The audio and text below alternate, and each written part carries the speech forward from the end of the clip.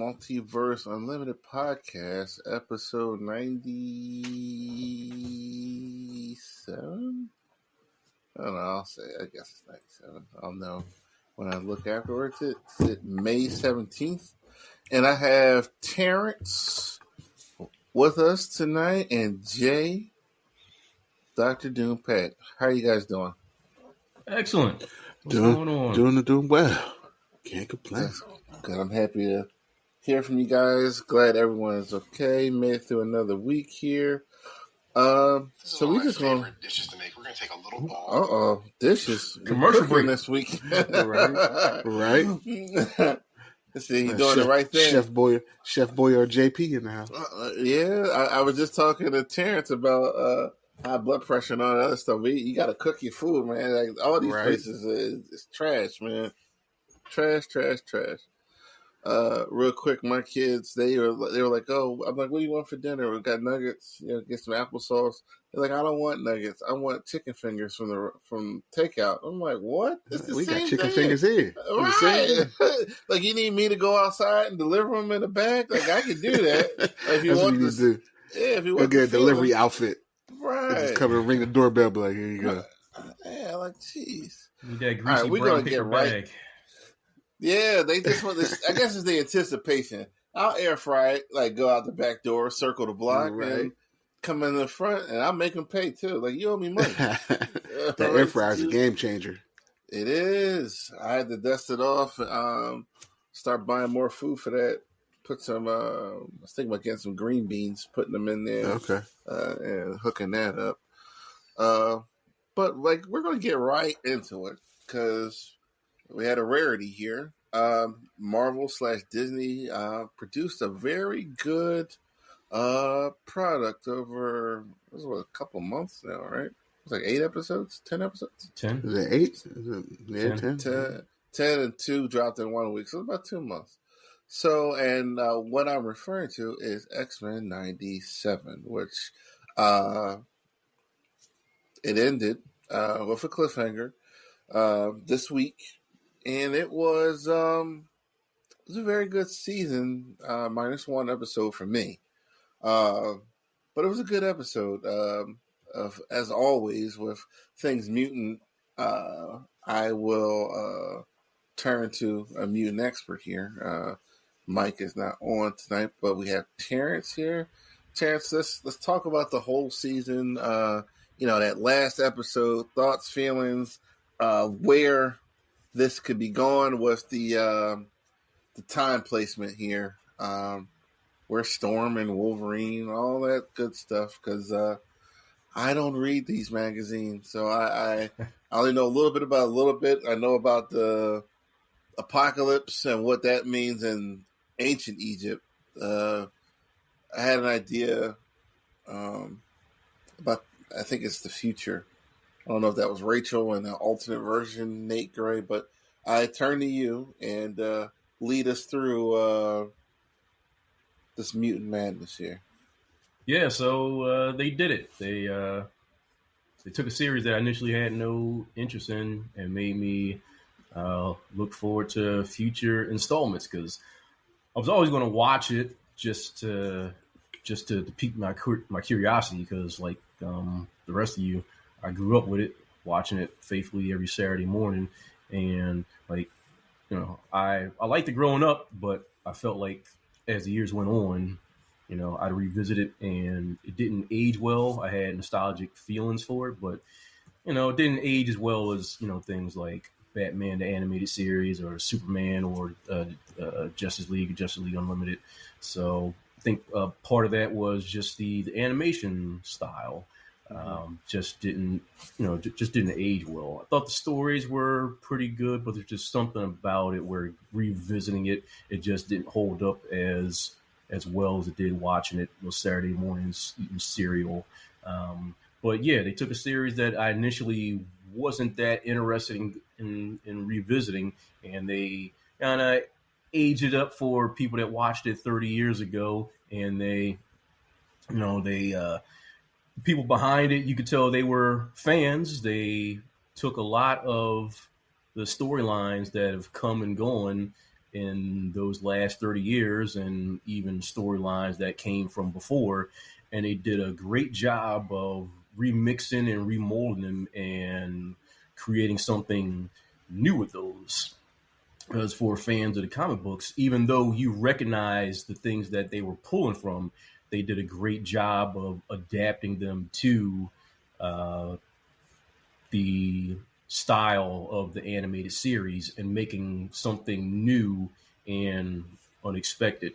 Because they took some things that I recognized from the comic book series, but in adapting them to the animated form, they were still able to come out with some things that I didn't expect, and make something new that comic book fans could enjoy, and people that don't know anything about the comics at all could enjoy also. So they aged it up for people that grew up with the series, so that it wasn't just Saturday morning fare anymore. It was still, it wasn't like watching the Spawn series from HBO, but it wasn't just it wasn't TVY7 anymore either. It was something that you could enjoy with maybe one of your older kids, and but it wasn't like overly graphic either. So they did a great job adapting stories, making it a little overly melodramatic at times, but I think everything had a perfect balance. So some of the dialogue could be hokey, but that's how comic books are sometimes. It's something that we as comic book fans, it doesn't stick out to us, but it just had that right balance of the melodramatic and action. I thought it was paced pretty well. I think only, Quincy, you were saying like maybe minus one episode, it was pretty consistent all the way through. I'm thinking episode 4, the Mojo / Storm episode, and that was weird because it was just like 2 completely different 15-minute episodes mashed together, and neither one of them were completely satisfying.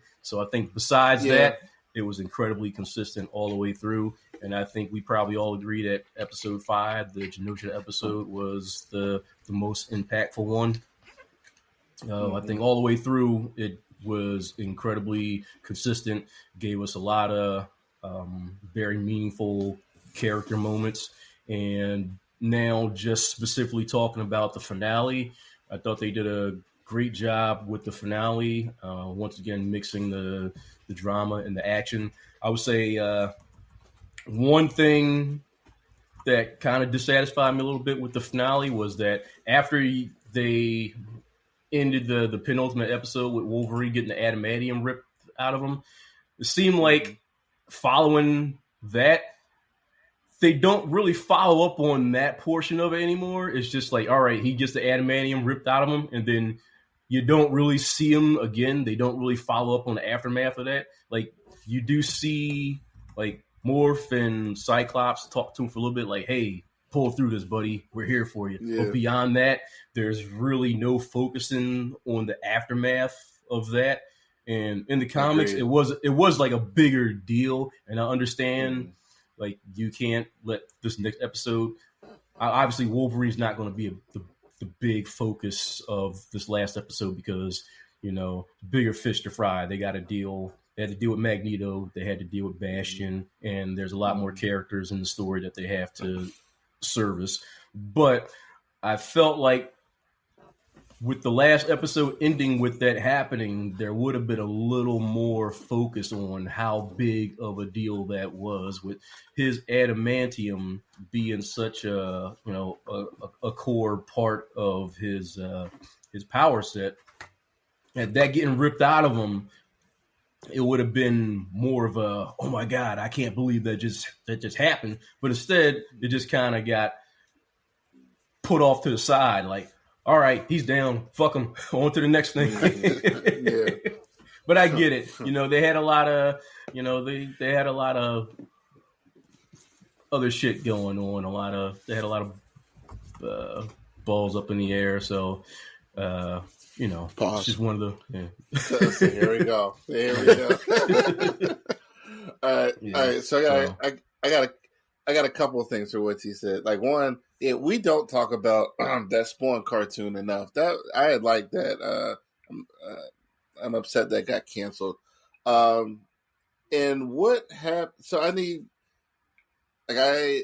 during this period of time in comics, I was not really around. I did come back for the Onslaught series, and I saw Wolverine was like in this feral condition. And I know that happened after the adamantium was ripped out of him. Like, why did that happen? You know what? I wasn't.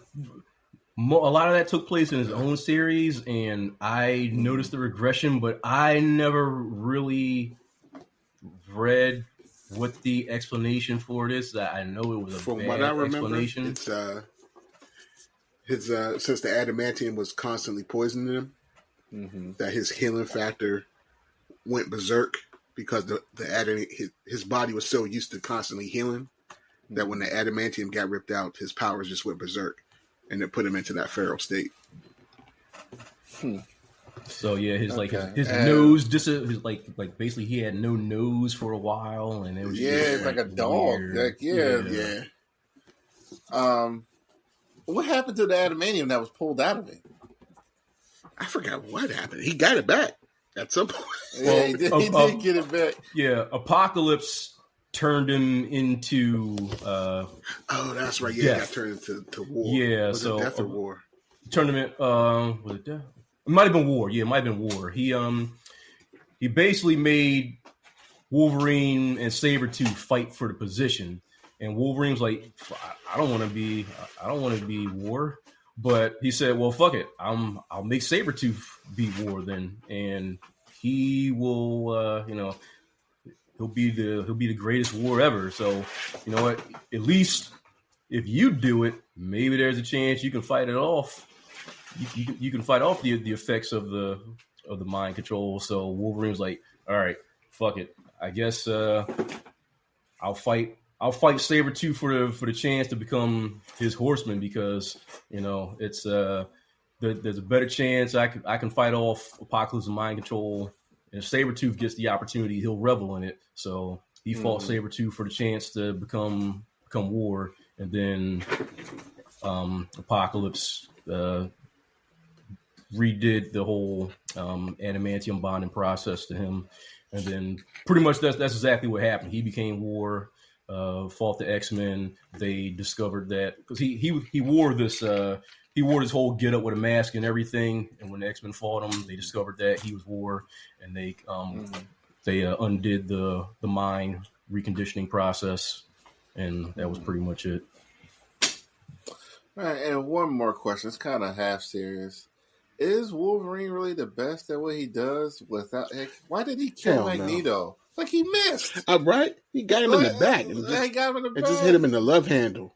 Right, and he's walking around like he should have sliced him dead in half. Yeah, I was like, how? Like, now I know why. You can't kill Magneto, but you can't miss right there. Like you're right there, and you got 3 claws. 6. It's just, yeah. He could have stabbed him in the back of the head. Why go for the love handle? Yeah. So I thought that was funny. Hey, let me just cut your shirt real quick. Let you know I ain't playing. Let me cut around vital organs here. And I'm going to cut around the vital organs. I just want to see you bleed here. So I thought that was funny. Like, you can't keep saying that, my guy. I can't keep saying that, and then I can't keep seeing scans of like Cyclops, like not even like recently, but old ones of him flipping and throwing him away, and I'm like, Cyclops throwing? Cyclops always be beating down Wolverine. I'm like, I don't think I ever remember Wolverine beating Cyclops. I have never get real frisky with him, and then Cyclops just puts him back in his place. Yeah, that's crazy. Same thing with T'Challa. Wolverine tries to get frisky with him. Yeah, throws Storm up in his face, and then he just beats his ass. Who has he beaten of any skill? Like nobody, not really anybody. Really, like he comes close to Captain America sometimes. Yeah, he does. Cap takes him out too. I've seen Elektra take him out. I seen a random kung fu dude take him out. I don't even remember the dude's name. It wasn't even like Shang-Chi or like Karate Kid. Like it was just some random dude. It was a hand limousine driver, huh? Right? They was just on top of some building, and it was just an old kung fu dude and just beat his ass on top of some old building. Yeah, so I was looking at that, and I was just like, Punisher embarrassed that dude. Shot his nuts off, shot his face off, put him into cement, rolled him over with a steamroller. He understood the assignment for sure. Right? Like you want to talk about prep time? I know we right. Then people say Batman can't beat Wolverine. Like really? Is Mayfield see Wolverine get his ass beat? You saying Batman can't beat him? Really? Come on now, stop playing with me. Okay. I'm sorry, Terrence. I just wanted to. We were a total aside on that one. Yeah, but that's all right. Punisher killed the entire Marvel universe once. Yeah. We'll come back to Frank because I was actually looking at something with him this week. Okay, so they stopped the meteorite and everything. The time displacement, like what? Any idea where that is going? Well, they're pulling a couple storylines, but I don't know ultimately where they're going to go to pull it all together. With the future timeline, that's pulled from a book called The Adventures of Cyclops and Phoenix. That was a 4-part limited series where Cyclops and Phoenix, they get pretty much exactly what you see. They get transported to the future. Now, I can't remember if their bodies, if they were physically transported or just their minds. But I think they spent 12 years in the future actually raising Nathan. But I think at the time, Nathan never realized that it was them. So I think just their minds were transported into bodies similar to theirs. And they spent 12 years actually raising him. But they never let on who they were. And I think they just went by the names Red and Slim. And the old woman, that is Rachel. And at some point when she was with Excalibur, she got lost in the time stream and she went by Mother Ascani. And as far as the 3000 BC timeline, that's pulled from a book called Rise of Apocalypse. And that's just his whole origin and rise to becoming who he is, and that all gets entangled with the him finding celestial technology and also Ramatut, aka Kang. Okay. Yeah, I did tell a couple of guys at work that you might see Kang. I don't know, and I read that series. I just never finished it. Yeah, and they show that giant dome in the background. Yeah. So I don't know if that's going to be a Kang ship or maybe it's a celestial ship or something. Okay.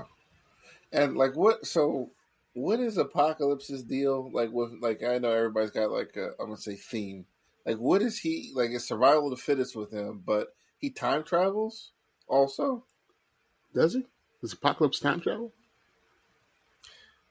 No, he was. He's recorded as the first mutant, but then I forget some of his background, but King came back in time posing as an Egyptian ruler, and ultimately Apocalypse winds up upgrading himself with celestial technology. That's how he winds up getting that the exosuit with the freaking the coils and everything coming out his arms. Okay, and his power again. I know I always ask this when it comes up. What is his power? Whatever he needs. During the he is story. A big MacGuffin. Yeah, but he's supposed to be able to like control his entire like atomic structure, but that leads to just anything. Yeah, because he can grow and shrink. He could turn his limbs into various weapons, rocket boosters, or like wings and jetpacks, and he debuted in what 80s, 90s? X Factor or something. Yeah, X Factor number 5. Was it 4? Okay. It's like I think it's in silhouette is X Factor number 5, and his full Yeah. A full debut was X Factor number 6, so it's like 86 or 87. Okay. All right. So, Jay, what did you? We got Mike's view, and like let's get yours, and then we all talk about how it stacks up. I think we're all in agreement. I think the show was excellent. Mm-hmm. Like Terrence said, it's cool to be able to see some of the source that they're pulling from, but then it's they're not pulling from it so directly that you can't have a little bit of surprise for yourself. Okay. So that was cool. Like I enjoyed the whole, but the Mojo Jojo or whatever that was, that episode was a stupid episode. Yeah, that was. Other than that, and I guess the only critique I understand why they were doing it, but I think the only critique I have is the storytelling was super fast paced. Like it was. They were throwing stuff at you, and if you weren't paying attention, they were on to the next. They didn't give you any time to absorb anything, which is cool. But then at some point, sometimes you just want to sit down and just absorb what's going on, but you can't because it's like on to the next, on to the next, on to the next. So I do agree with you there. It didn't it's funny. It didn't seem forced, but it was like blink and you miss it. Like it was almost. Exactly. Let me see if I'm using the right word. Like as expansive or almost world building as Earth's Mightiest Heroes, or even like the kids, Young Justice. But they had more episodes for a season. But yeah, I do agree with that. It didn't. It wasn't anything negative for the show. It was just something you noticed. That was. They're going through every storyline. It's just like, whoa, wait a second. They just go, okay, oh wait, we're already here. We're already at extinction. Wait, what's going on? Wait. What's going on? Yeah, like they did Inferno in one episode, and Inferno was Inferno they just flew through that. 11 issues. They just flew through that. Mm-hmm. Yeah, that was like a whole year in the comics. They did that in 15 minutes. I didn't, and it didn't suck. So fast. It was just crazy that they did it that fast. I didn't even realize that was Inferno. Sending the baby back and the demons and everything. Yep. Yeah, you're right. They did that so fast. So these last couple episodes were the Extinction Agenda, right? That's what that was. The last episode. Fatal Attractions. Fatal Attractions. Okay, yeah, because that's where Wolverine lost his medal. Extinction Agenda, was that Strife? That was Strife. No, that wasn't Strife. That wasn't Strife? Extinction Agenda, that was when the X-Men got kidnapped and taken to Genosha. I'm thinking about Executioner Song. Is that the one? Yeah, that was Strife. Song. Yeah. Okay. All right. Okay. What was I about to say? So overall, you liked it. Anything stuck out with the last episode? I know Terrence gave us a good overview of everything, honestly. But anything that stuck out with you? There's not much. Once Terrence gets on the roll, there's not much left to say. I'll be listening. He gives the good, concise, professional review. You know what I mean? Yeah. The fights. The fights were dope. Rogue got to let it all out. Even Jubilee got to have a little shine. Yeah. He's like, what are you going to do? Set off some fireworks, and then his face was all twisted. So doesn't her power evolve into like little mini nuclear blasts or something at some point? Something like that. And then she became a vampire at some point, but I think they got rid of it. That's weird. I think that's everybody. So like that was the main difference for a big upgrade for me for this series than the other one. Like the action scenes. Like I think the first one, the original one, Wolverine was always about to cut somebody. Like whenever, and then he gets shot or he gets hit or he gets thrown. Jean Grey fainting. None of the long, the long storm monologue. The gusts off the Himalayan peaks will freeze my, stuff like that. And it was just better fight scenes. You talked about Rogue. That was a good. It was like almost Invincible type level of like fight scene. That was really good. Genosha was good. It wasn't really Wolverine centric, and like I don't think anybody was mad about that. Yeah, I'm tired of Wolverine. He had his moment fighting off the robots, and that was probably the only thing he could have handled this season. Like everything else, it was like, where's above your pay grade, right? Where's Magneto? They went out of their way to not feature. You know who else got to show out the unsung hero? Who? Nightcrawler. He got to show off a little bit. He did. That little scene where they showed him pulling Wolverine through the portal. Yeah. That was ill. Now, I think you were about to say this, Terrence. Like they did go out. They went out of their way to give him any opportunity to like beat up a bunch of henchmen or show off the healing ability. Like I think he was he was laid up twice in this series. No, that was Jean.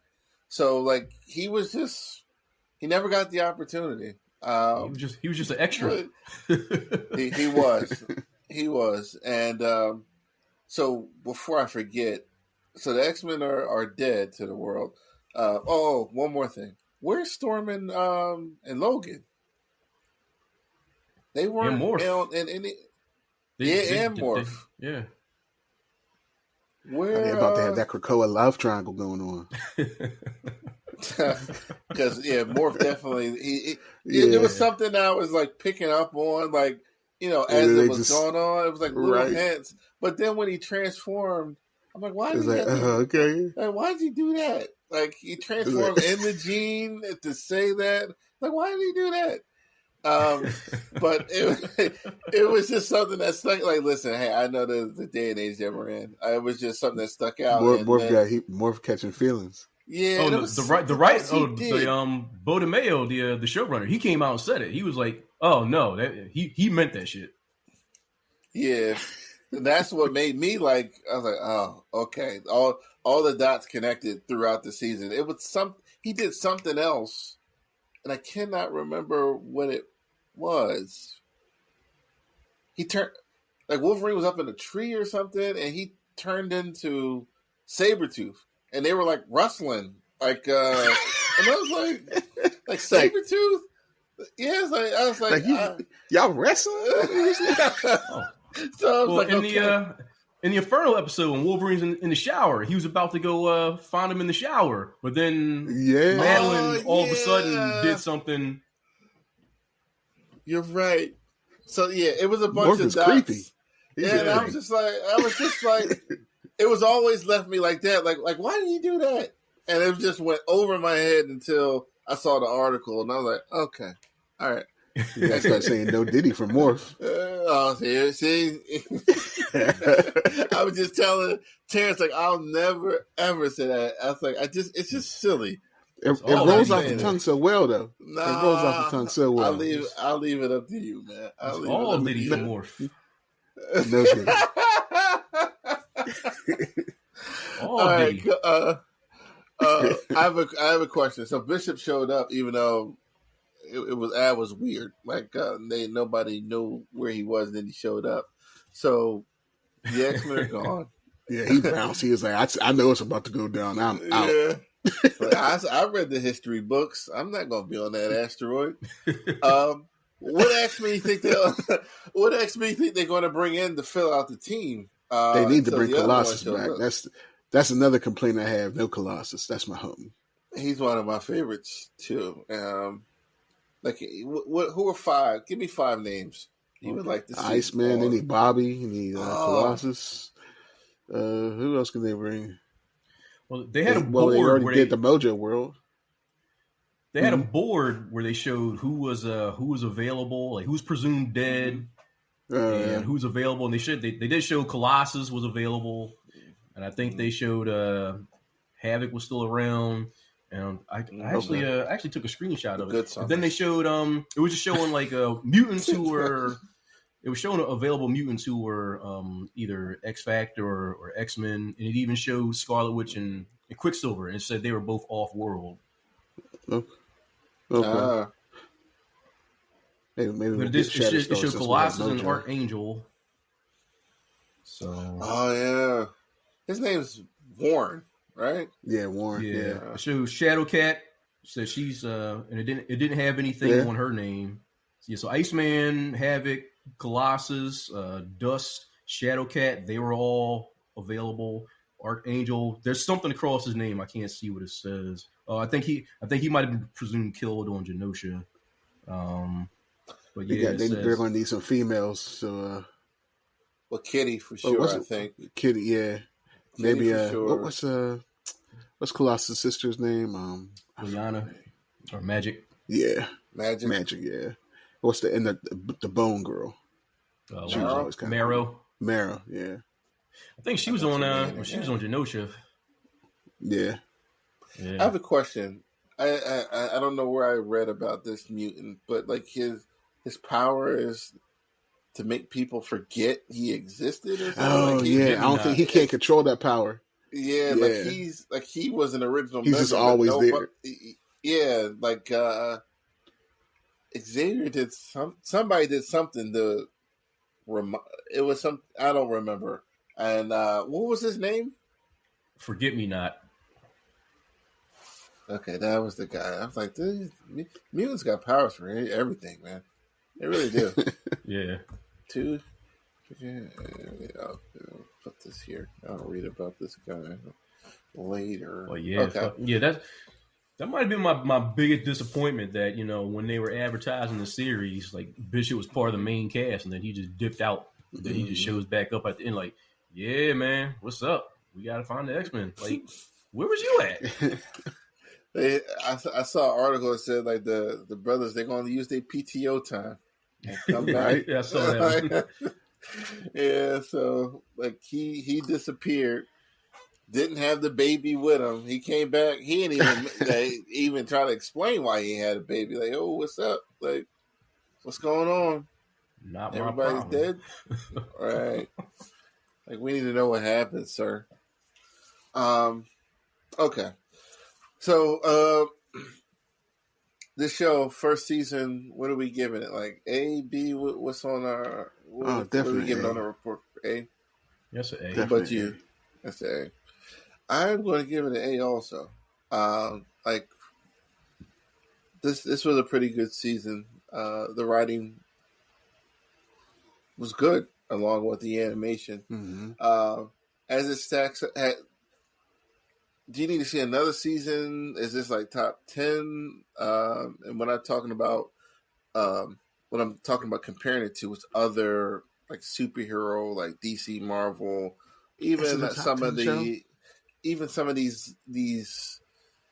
Let's just say, I don't know if we can. Let's just say show because The Boys is out there. That's probably the only live action one I would consider top 10. You got Invincible. Invincible's out there. And we just talk about Spawn. We talked about Spawn. Yeah, like where can you guys give me 10 or top 10? Is it top 10? Maybe after a couple more seasons, see where they go. So it's an NA right now. Yeah, okay. I got to see another couple seasons because I think it's been renewed for at least 2 and 3. So they got to stick the landing on those next two. Because you got Batman the animated series, Justice League Unlimited. Yeah, Batman the animated series. Yeah, some of those have won awards like Grammys and all that. Like, and Batman, I think for sure is on your list. I think everything. Maybe after Young that. Justice. Yeah, Young Justice for sure. It's funny, like Terrence, he mentioned Spawn, and I forgot all about that thing. I used to love that shit. Was it midnight or 11 I think I still got the DVD around here somewhere. It's on. I think it's on Max. It definitely should be on Max. Yeah, that was really good. That was wild. There's plenty of room for this to fuck this up because like we know they pulled a James Gunn. It's like, oh, you did something that we don't like that we already knew about, but we're gonna fire you anyway. And right, like, come on, bro, let the boy have his OnlyFans. Ain't nobody worry about that. Here's the thing, right? Nobody would have known. If nobody would have cared. Imagine we went through this whole season and we ain't know, right? We ain't know. And we get to the end like, oh, this is fucking great. Disney comes, they send you later. Apologies, valued customer. But the writer, not anybody you actually see, right? The writer of this show that you love, he has an OnlyFans page. I'm sorry we upset you. We'll understand if you never come back. You're like, right? We don't care. Keep writing that extra. So sell the feet pics. I don't care, bro. What you got to do? That's kind of like the action that they took. Like, we got to hurry up and do something for somebody finds out. Like, nobody cares. Nobody cares. We've been mad if the shit was written badly. Like, who wrote this shit? You can't write a bad show and sell your booty. This one, you gotta have one like you can sell it all day. I don't care. You write a good show. Yeah, and I was talking to guys at work. I was like, I'm telling you, man, like, good writing will make you not see bad animation. Will not, like, it will it covers up so much. Like, that shit is written well. For an example, like, I read Silver Surfer Black last year. The art was like, it was like some Picasso painting, but it was but the story was good. Like, I didn't see it. You know what I mean? I could never get into that Silver Surfer Black. I got like 3 first issues though, but I couldn't. Dude, he like fell through some wormhole through time and space and ended up in front of Null before he invaded. And I don't even know how he got there, but then he left, and it was a strange, good story. But going back to the cartoons, the superhero shows, Batman Beyond. Would you say that's top 10? Yeah, Batman Beyond was the truth. DC's been up there with the animated shows though. So like after, so they have. Are we going to count Justice Static League? Shock? Static was good. There's something else I'm forgetting. Another DC show. Maybe I'm thinking about Superman. But yeah, they definitely had a good run with the TV shows and Marvel in that time period. You know, I like that Spider-Man series because that series that had a lot of characters too, and that was another show that had bad fighting, choreographed scenes. Like, he would web people and he would be about to punch, or it was just CGI backgrounds. Yeah. Would y'all want that one to come back, you think? Absolutely. That ended on a big cliffhanger with a Mary Jane getting tossed into the multiverse. Oh yeah, that's right. Yeah. Really? Did you ever hear how the showrunner wanted to conclude that? No. He wanted Mary, like, ultimately, like the next season, Mary Jane was supposed to land in like the 1800s or something. Mm-hmm. And then like Spider-Man and Carnage, and I think I'm getting some of the details mixed up, but ultimately they were supposed to go back to the 1800s and find Mary Jane, and it sounded like I'm kind of glad they just ended the show where they did, because like this next season sounded whack if he got to do what he wanted to do. They're about to jump the shark. Yeah. I'm like, I'm not trying to see Peter and Mary Jane in the 1800s having a good old time in the West. Downtown Abbey Spider-Man. Yeah. Like, that shit sounded whack. Yeah, just end on a high note. Right. Okay. What about that Green Lantern animated series? That one was dope. I did not. I don't know if it's top 10. I wasn't a fan. I was not. You weren't a fan? No, I didn't. I think that one came out after Emerald Knights. It was 2 shows, right? Wasn't it? No, I'm thinking about the movie. Yeah. It was 2 shows? I think it was. All right, so Emerald Knights, that was a movie. But I didn't like that Green Lantern show. Oh, that's right. It was one of those decent movies. Yeah, it was. Y'all aren't going to agree with me on this, but Teen Titans Go. Yeah, I ain't gonna. That joke was classic. Yeah, I hated it at first, but then I started watching it. That joint is hilarious, especially Beast Boy. Beast Boy he like the R. Kelly of animation, man. Beast Boy he got hits, man. It is funny, but I can't watch with any kind of consistency, and it's still, I still miss the original Teen Titans. I wish they would bring that back. Yeah.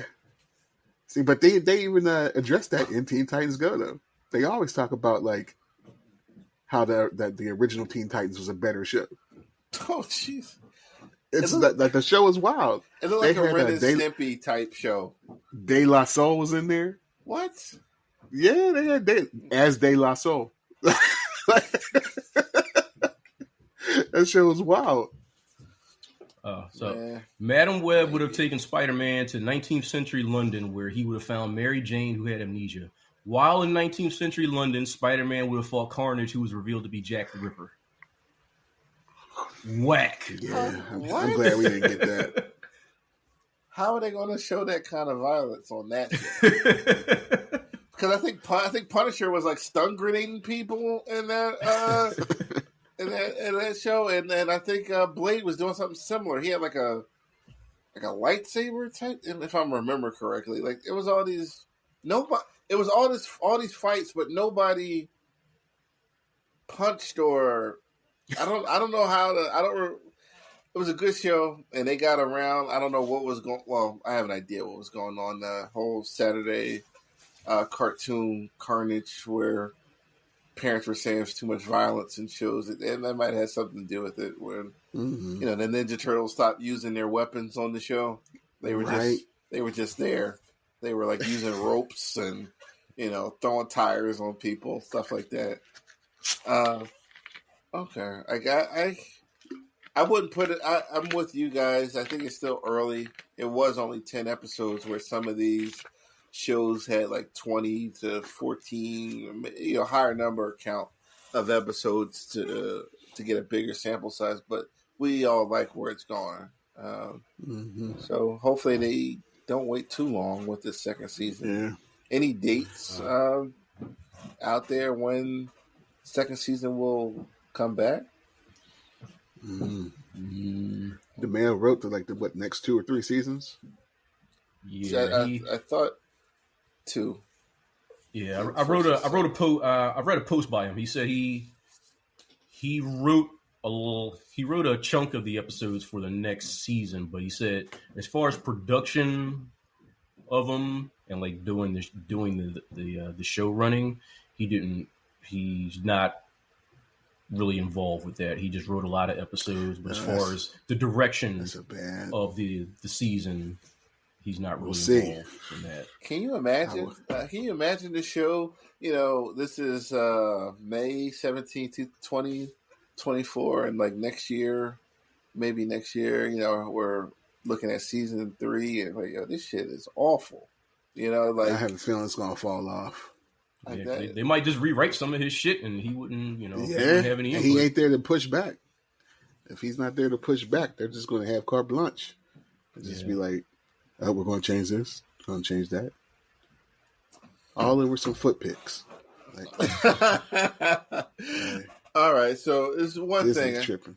One thing I wanted to talk about. Well, actually, go back to the X-Men. One last thing, X-Men '97. Like I have one of the answers, but what was it about that time period? 90s, Jim Lee. It was extreme. Explain. Everybody had pouches. Everybody was gritty, grimy. Everybody was an anti-hero. For the X-Men, like that for that just the X-Men. Yeah, just the X-Men. I was aware. I'm aware of what you talk about when the Avengers had the jackets, and right. I think Fans had the forehead jackets. Yeah, right. They got them at Marvel Studios. Like, here are your team jackets. Everybody had the same thing. Right. But just the X-Men specifically, because they had. I think the stories were just cool. Okay. In the 90s, they had cool stories. Mm-hmm. You know? Was it a lot of new stuff? I know the art's a big part about it. The art, of course, Jim Lee, and then you had like Joe Mad and who else? Yeah, a few classic artists in the 90s doing the X-Men. Yeah, Andy Kubert. But, yeah. Stories. The stories were interesting. They felt like comic books. They felt like comic books. Mm-hmm. And, they got kind of cheesy, but they didn't overdo any of it. Well, no, that's not right. They definitely overdid a lot of stuff. It was the 90s. Like, you can't help holofoil covers. Yeah. Yeah. I was going to say there was no gimmicks, but yeah, they had the gimmicks too. So let's jump into that because Terrence had a post. It was Avengers slander. Because I don't know, I don't know why. Whenever the X-Men are up, like, it's always some conflict. Conflict with the Avengers. The Avengers are the cops, the oppressors, and the mutants are free, and they're the right people, and then where does all this come from? It doesn't come from AVX, does it? Like, is it something before that? Like, where's all this coming from? I don't know. It was just a funny post. It probably is AVX. Okay. You don't think it's that? I have no idea because, I read Avengers. That was the magazine I read. I read Avengers and Fantastic Four.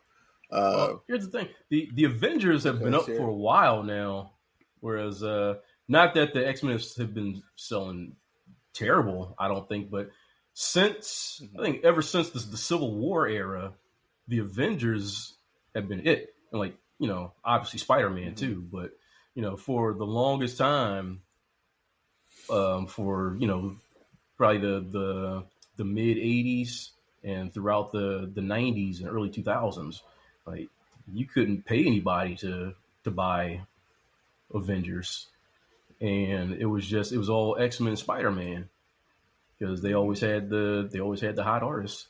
You had Todd McFarlane and Eric Larson on Spider-Man, and then you had Jim Lee and Rob Liefeld on X-Men and X-Force, and then you had Andy Kubert and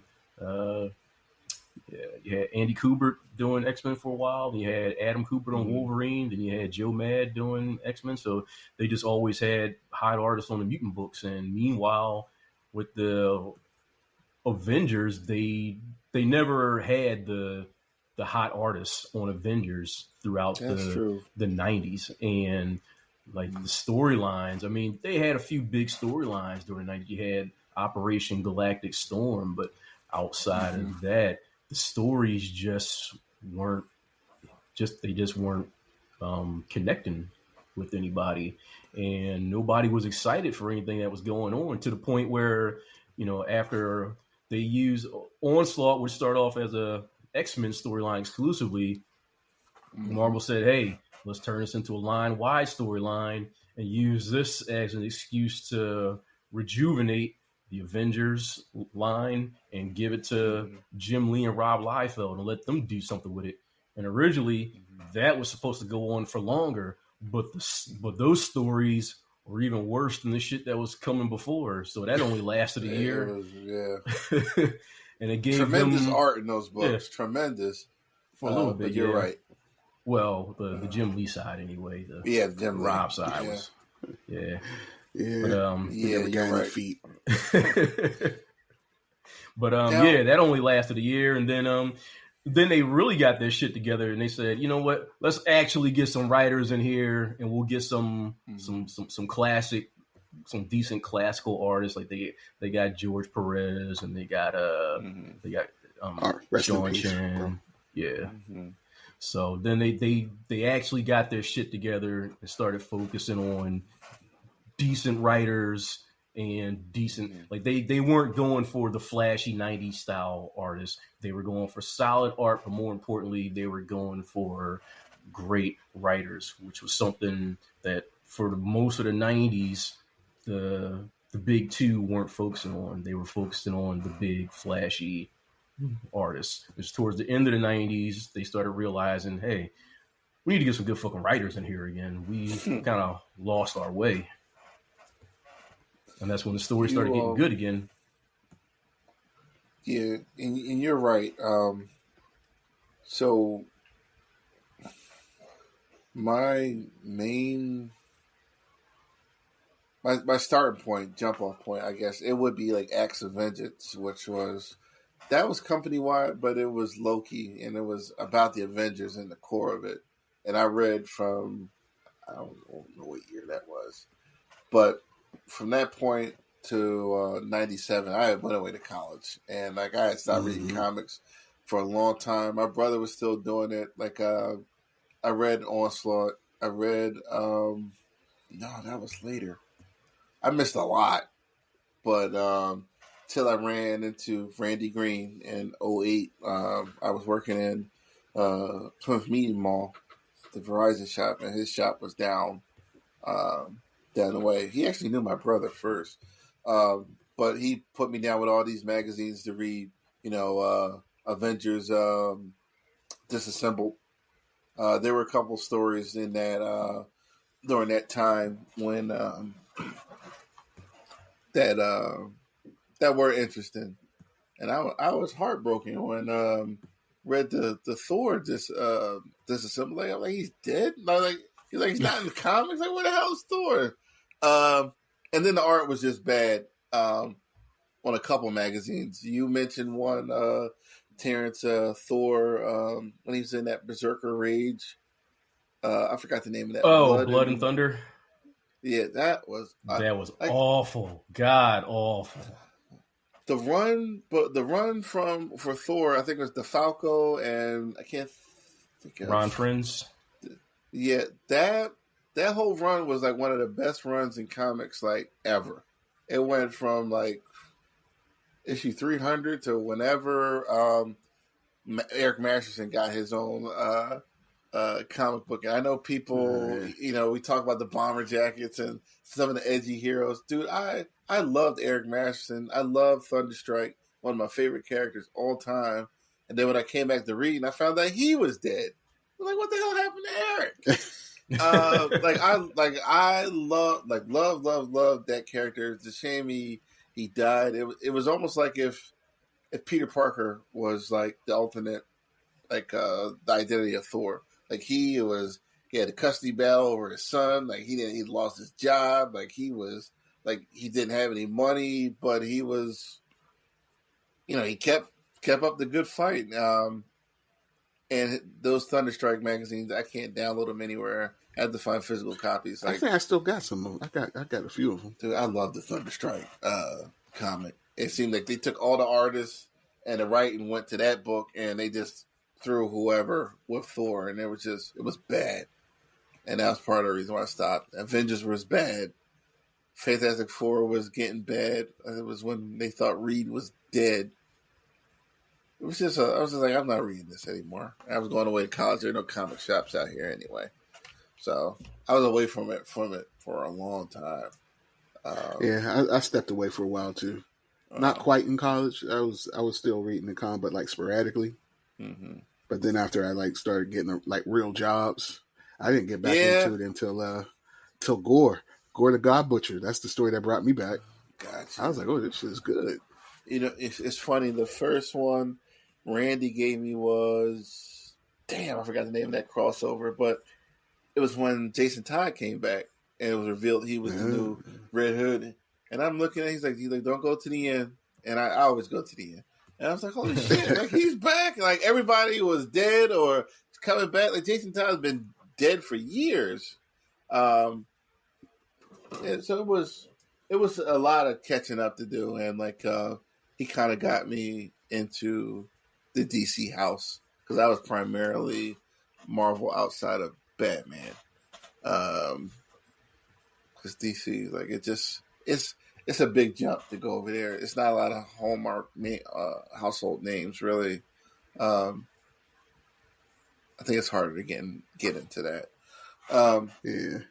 But where were we? We're talking about. Question for you guys. Yeah. Is anybody here worthy to be a superhero? Because I was just thinking about when you talk about Eric Masterson being broke and all that, and stuff, there's no way if I had superpowers I would be broke. I would save people, So I'm gonna get some. I'm gonna get some money. So like, I think Fort Knox might be missing some gold bars by the time I'm done. Terrence, like he either put up a post or yeah, I'm not either, because one, there was a post up not too long ago, and it was like either take 25 million or have Spider-Man's powers or whatever. Like I was like, I'm gonna be Spider-Man, whoever it was.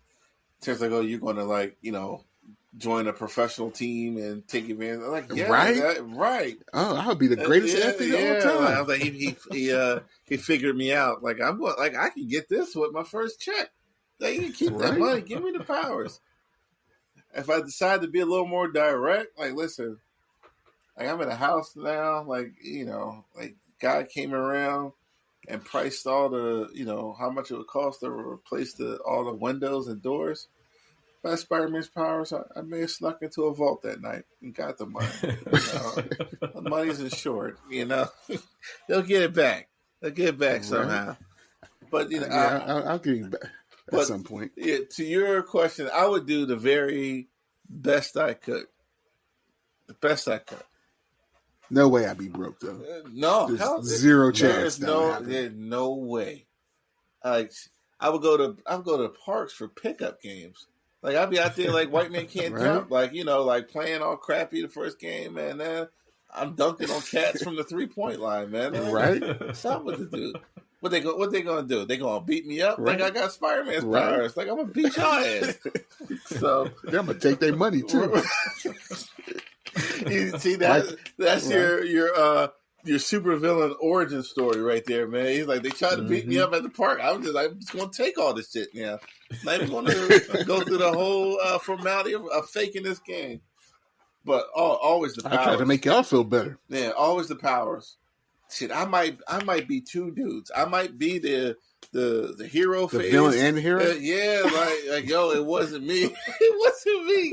It was the other guy. Like, I'm going to find him. But y'all can trust me. I'm sitting there tracking myself and shit. Got both uniforms on. And then you can make a YouTube channel about you tracking yourself. Start making that YouTube money. I won't even go that far, man. Like, they're like, this is the same guy. Then I gotta use some powers as a bad guy, and like all of them I gotta like hide it. Like, these guys have the same powers. They show up at the same time. Right. Pay somebody to dress up as your alter ego. Yeah, there you go. Right. Put on a good WWE show. Yeah. Make it look good. Listen, man, it's rough out here. Inflation, all that shit. Like, listen, some pickup games, pro life. I'm definitely going to be playing the NFL, NBA, and NHL. I might go to the Olympics a couple times. Don't let me have one of these dangerous mutant powers, like Xavier's powers. Oh my God, I wouldn't even have to leave the house. I wouldn't even have to leave the house. Would not Xavier, he was too. I mean, we laugh about Xavier having his villain arc, but he ain't do half the bad stuff he could have done. No, not that he could have. Like, they're all dangerous, but he could have swapped minds to get rid of that raggedy body he got. He could come up off of card games. He'd be on ESPN on the poker games. Like, he'd just go out that way. Right. Erasing people's minds and shit. You could just get all the nuclear codes and ransom everybody. Yeah. Right. Or even, what's this? I want to be king of the world. Or be this forget-me-not mutant. Nobody, like, I can do all this shit nobody even remembers. Right. Like, we're incriminating ourselves here. Like if there's any super, the FBI's on to us now. Like, no superpowers for this group. But, right. But wasn't we already supposed to get our superpowers a couple years ago? We were. Like, what day was that? It was it around pandemic time? Yeah. When that meteorite landed in Pittsburgh. Yeah, See, it would be bad, man. It wouldn't be like boys bad, but it would be like, yo, like, I would go to my friends, like, yo, you got powers, like, let's just be a group. What I mean? We just, have show of force. Like, we get some. Like, listen, I am going to propose to my life. If I'm doing this, I need to get paid. Right. Something. I'll still go to my regular job.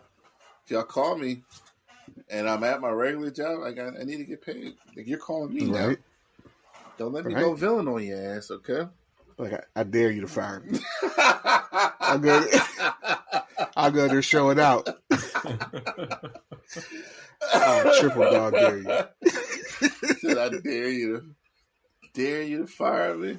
That's crazy. You want some Brightburn shit, man? Right. That movie was crazy. That's actually pretty good. That was pretty good. All right, what are we talking about? Okay. Assassin's Creed dropped this week, and the racists are mad. There can't be any black folk in Japan, even though it's historically accurate. I actually read up on the character, and like it's watched a video of a Japanese historian, I believe. Any guys play any of the Assassin's Creed game? Any? I played a few of them. Which ones did you play? Not, but I will now. I played the first one, and I played the one with the pirate slave dude. Okay. That was actually a pretty good one. This was one. And I have the Viking one on my Xbox, but I haven't played it yet. See the Valhalla joint and the one in Egypt. I played the Egypt one too. The play was so different, I couldn't get into it. Like I played first, second, Revelations, 3, Black Flag. You're a super fan. Yeah. What's the other? Unity was really boring. But I like, okay.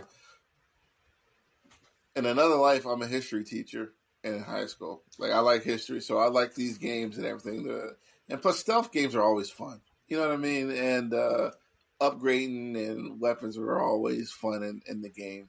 But I got off after Black Flag. The next, Assassin's Creed Rogue. I played that too, which was like a remix of Black Flag. But you're, who were the Templar? You're a Templar, so you're hunting assassins in that one. I played those. This one might get me to come back. I have had no interest in the previous games. And Terrence, I heard you when you said you this would probably be your first game you're going to play. To anger the racist. Yeah, spite. The spite game. Okay, Jerry. Why are you returning this coat? For spite.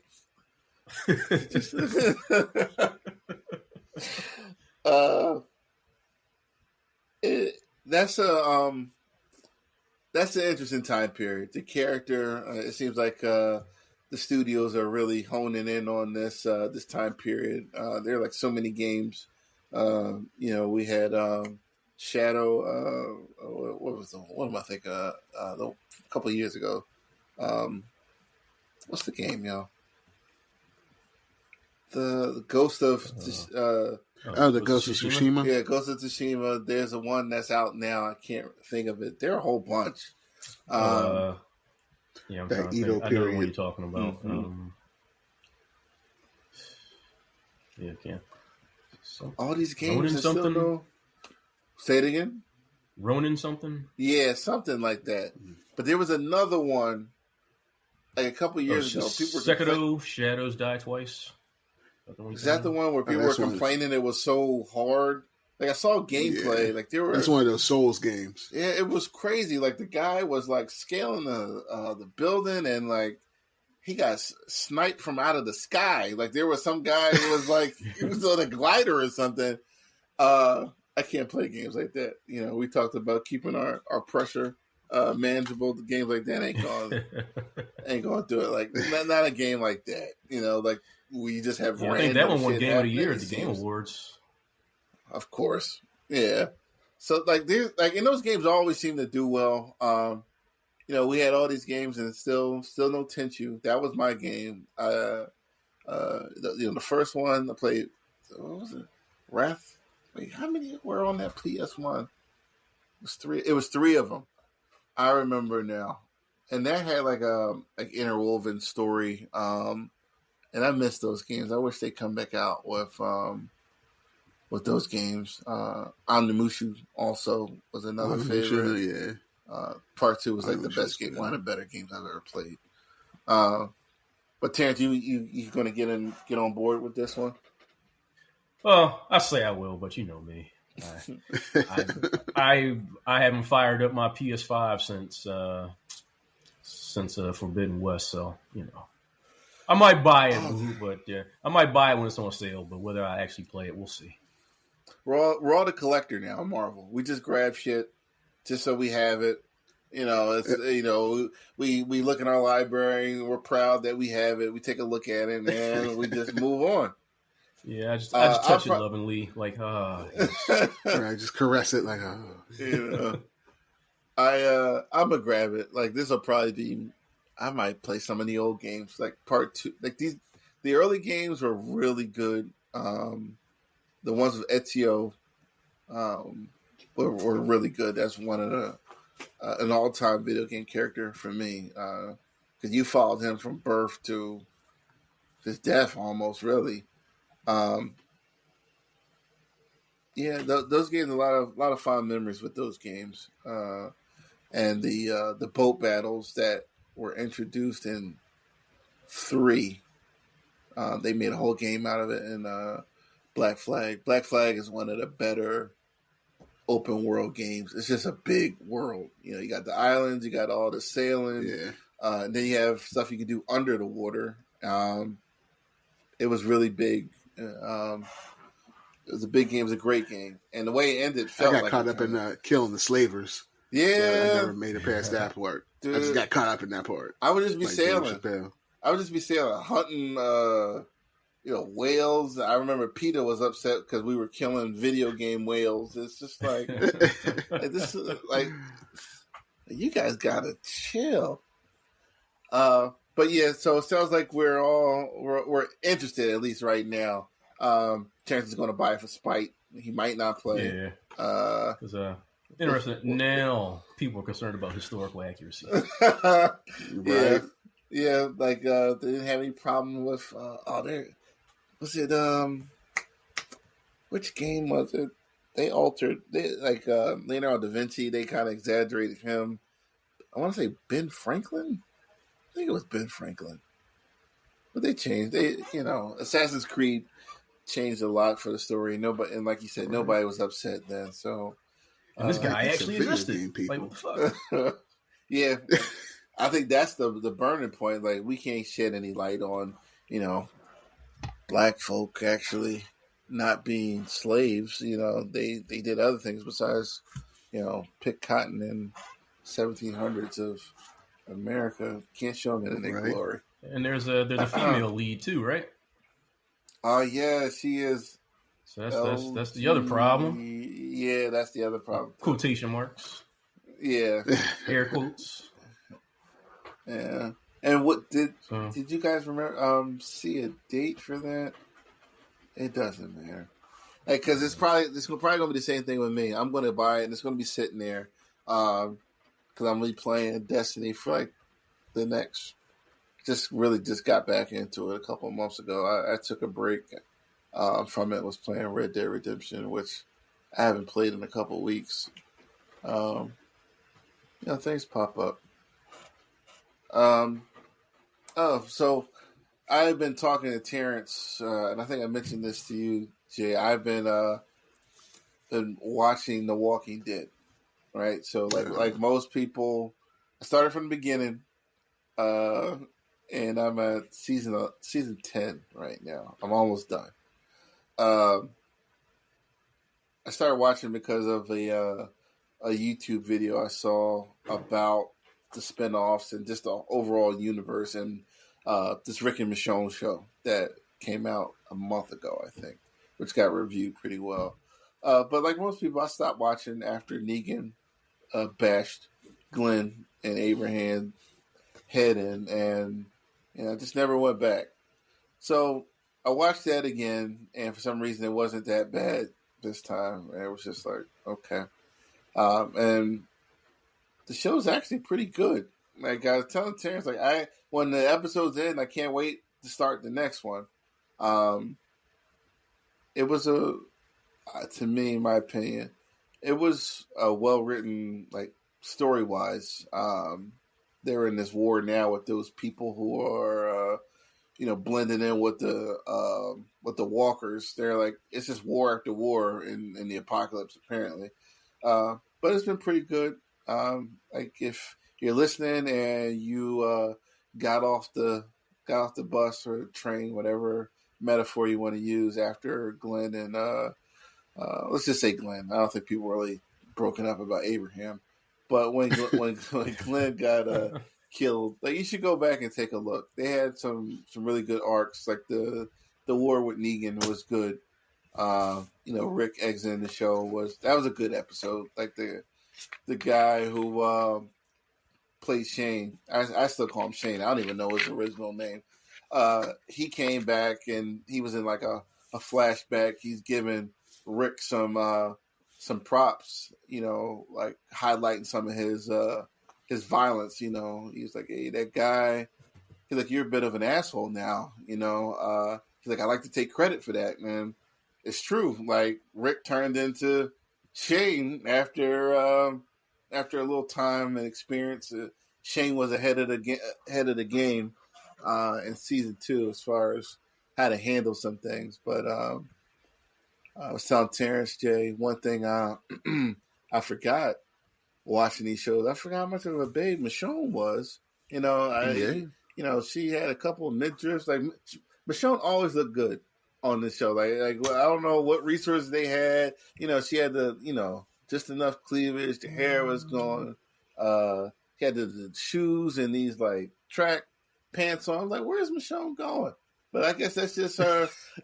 That was her look, And I'm almost done season 10 and going into 11, and then I'll be done. I don't think I was thinking about doing a spinoff. The only one I might watch is the Rick and Michonne one, because I want to see what happened to Rick. Because they thought he died and he got flown off by some woman who was acting like she was a regular survivor, but she had contact with a helicopter. And there were helicopters all through the series that would pop up and add a little mystery about what's going on outside of the survivor's life, Rick's group's life. So definitely, if you got off it, go back, take a look. I'll let you know how it finished out. Probably another 2 weeks. So some other news. The Rock got fired from DC. Marvel, it's out there that they are considering him for Apocalypse. Terrence, what are your thoughts about Mr. Dwayne Johnson going over? It doesn't matter what I think. No. Nah. No. First of all, I don't care if I see Apocalypse again anytime soon. I mean, right now, first of all, like, it wasn't a good live action debut in that Apocalypse movie, and now we're going to be seeing him again in '97. So to see him, if their first movie back is going to be an Apocalypse storyline, I feel like that's too soon. Like, give us, besides Magneto, give us someone we haven't seen on screen. I feel like we need something besides Magneto. And I know with this Deadpool Wolverine movie, they're doing Cassandra Nova, so she's going to be out. So, yeah, you got to give us something we haven't seen before. We already did Apocalypse, and I think it's too soon to do a redemption tour for him. So, I mean, they got a lot more villains in their pocket. So, I don't have a suggestion right now, but I mean, they've got a big rogues gallery. So I just wouldn't pull out Apocalypse quite yet, and I wouldn't make it The Rock. That's for sure. No, I don't. I like Dwayne, but especially considering the issues we talked about with him a couple weeks ago with the showing up anywhere from 3 to 8 hours late on set and costing productions an extra $50 million. Like, right? No, no. And I think if that's all true, I don't think Feige would go for it either. I think the last thing Marvel needs right now is for productions to go over budget, especially with them not getting the return on their investment that they've been lately. They need things to come in under time, under budget, and to be big hits. And you can't make things big hits when you're going $50 million over budget.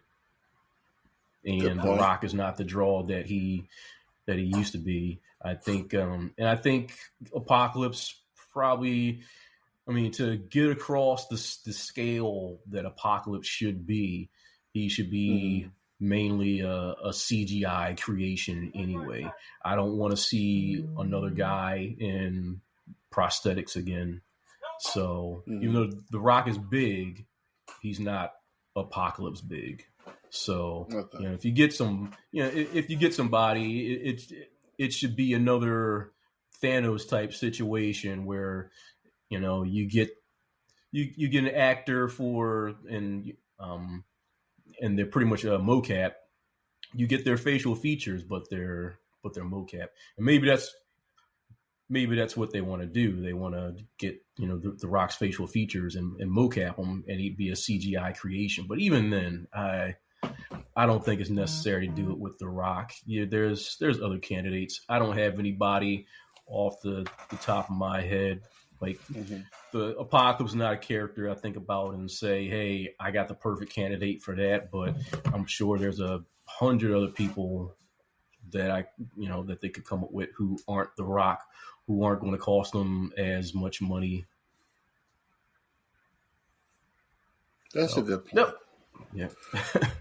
That's a good point. Jay, what do you think about rumors of The Rock joining the MCU as Apocalypse?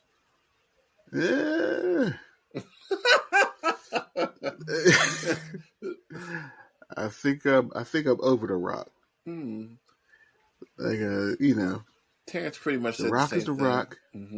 Okay, yeah, he could play The Rock, but I think you're going to need a little bit more chops to play Abensor. Good point. He's not just a brute. Okay, so There's intelligence behind all the. So we don't want it. Disney, listen to the podcast. We don't want it. Hopefully, it's just a rumor right now. Couple of things to touch on. Suicide Squad kills the Justice League, lost Warner Brothers $200 million. That's what happens when you make a terrible product. It is, and given, as Robert would say, giving us something we didn't ask for. Right. Those video games, their video games have really fallen off. I don't know I guess Arkham Knight was the last good one for me from them. Just do another Injustice. I heard they're making another Batman, but you got to get those VR glasses to play it. So, you're looking to lose some more money there. On Batgirl, just take the tax write-off. Right. We have Terminator anime on deck. We ready for more Terminator? Is that something that we're over, or is that something we're going to check out? I think I'm over Terminator. Over it. I think I'm over it. What was the last Terminator project? Was it the TV show? I think it might have been that TV show. Was there a TV show after Dark Fate? Genesis or something? No, you're right. It was Genesis, and then there was something else. Dark Fate was the last movie. That was the one where they brought back Linda and Arnold. Genesis was the 5th movie. That was the one where they turned John Connor into a Terminator. Was it that one? Yeah, that's right, yeah. Oh yeah, you're right. So that movie actually wasn't bad. So like it was like these anomalies, right? Because there was a liquid Terminator after Sarah in 85, and there was a T. What was it? 800 was sent back to protect Sarah when she was a kid. Yeah. It was a bunch of like loose ends, and like they were going to build on that. Like she called it Pops because she grew up with it, the robot. Yeah. And there was some other, well, John being a robot.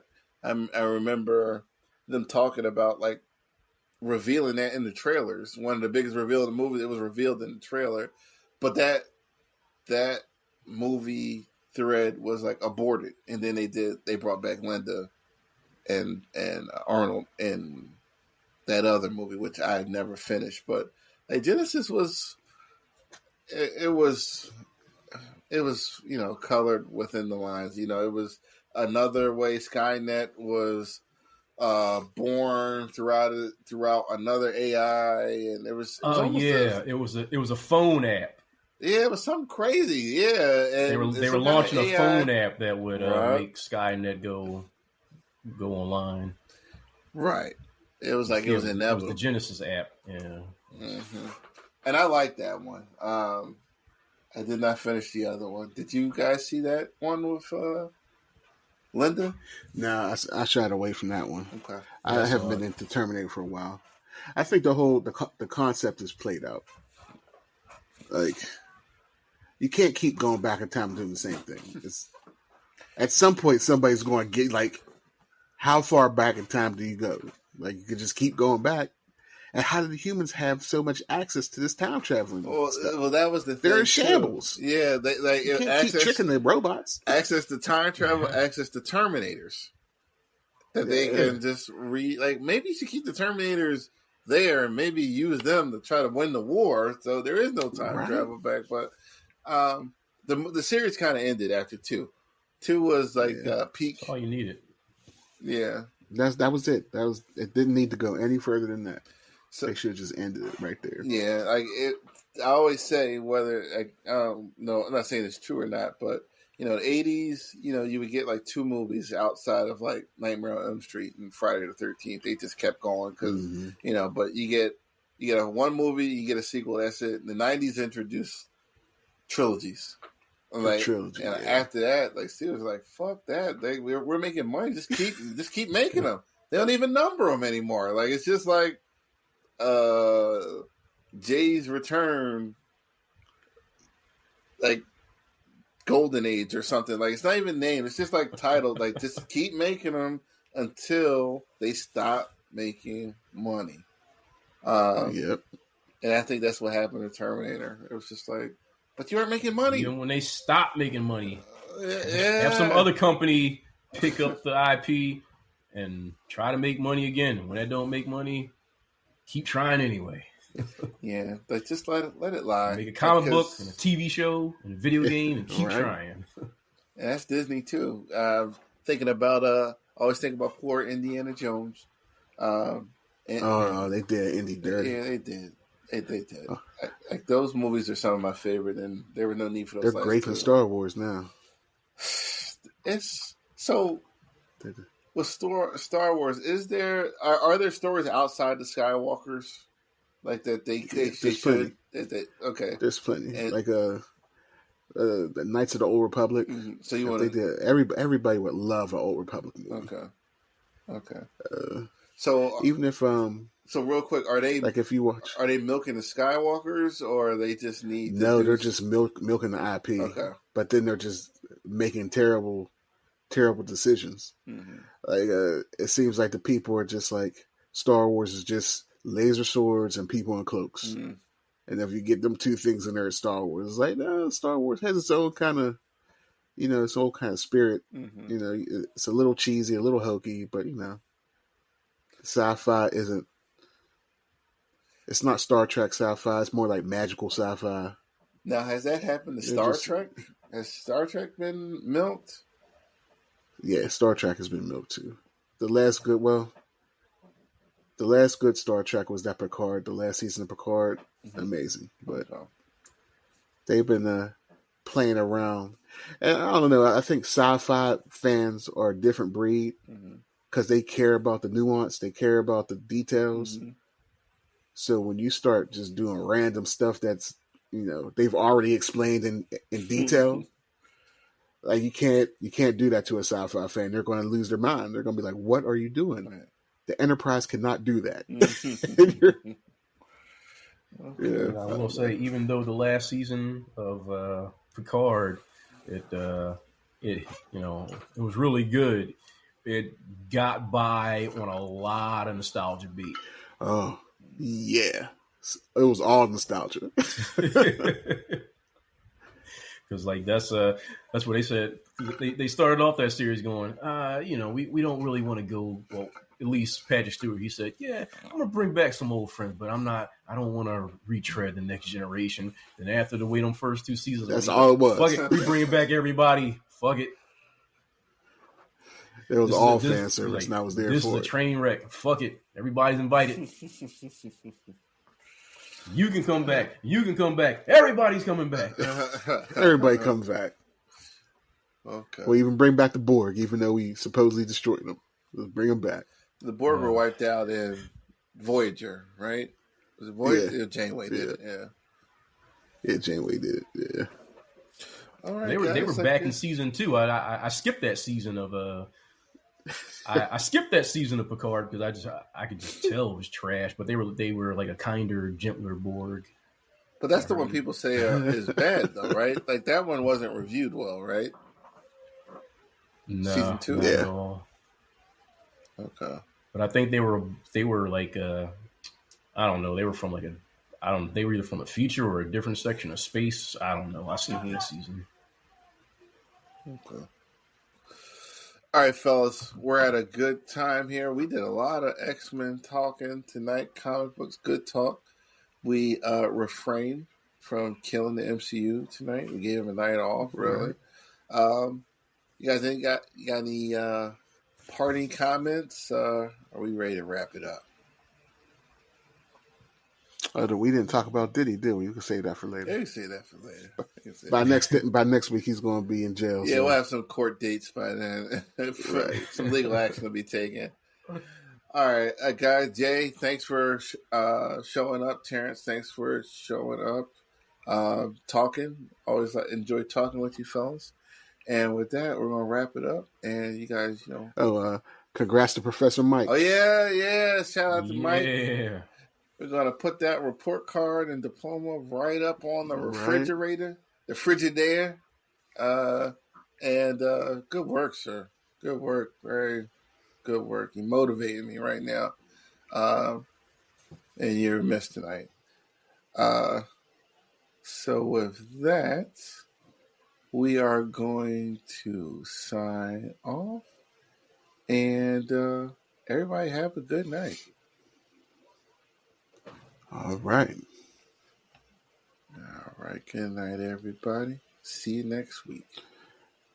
All right, man. Later, pimpin'. Oh, he's back.